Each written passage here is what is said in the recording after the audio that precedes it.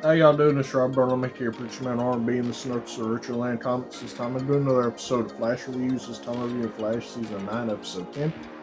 Vibes on this week's episode is Barry is baby-proofing the house, and the way he's doing this is he's putting meta-deafeners in the house so whenever Nora's born, she won't hurt herself with the Speed Force.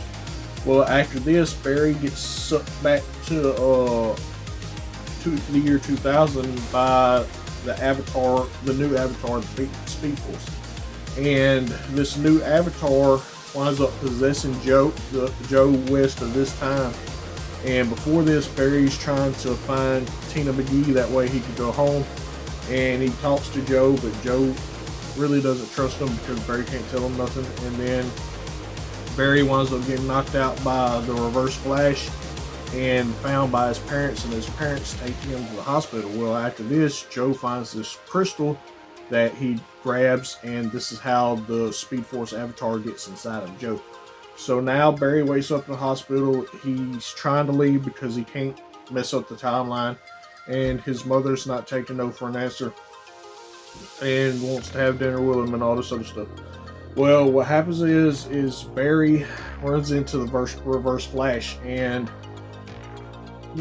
throughout this episode we start figuring out what time in Barry's timeline this is. This is actually the events that happened in the series premiere of the Flash, and we see our recent version of the Flash as the future version we saw in the series premiere. Remember the future version that stopped himself from saving his mother?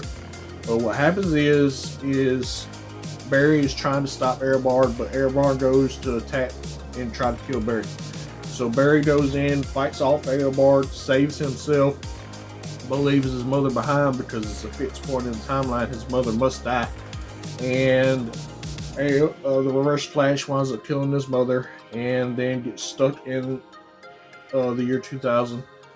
And after this, Barry is talking to him and telling him how that he's stuck here now, and it will lead into the series premiere in the future.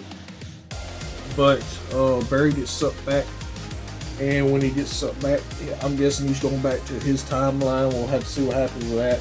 We also get teases of Detective Thawne, but he's not Detective Thawne. He's actually a scientist, and he winds up getting struck by lightning and getting Speed Force powers. So I'm guessing this is how Cobalt Blue comes into the series.